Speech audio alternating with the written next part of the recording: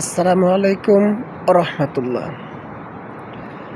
আসলে ভাই কি বলবো, এত সুন্দর দুনিয়াটা ছেড়ে কেউ কি যেতে চায়? আসলে না। মৃত্যু যে আমাদের অতি নিকট, সেটা কি আমরা ভাবতে পারি?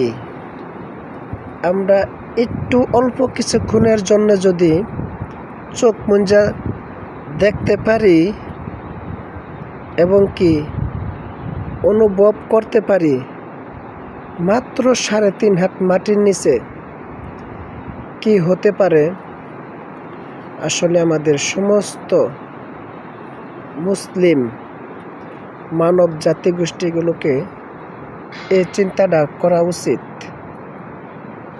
Thank you very much. Thank you for everyone.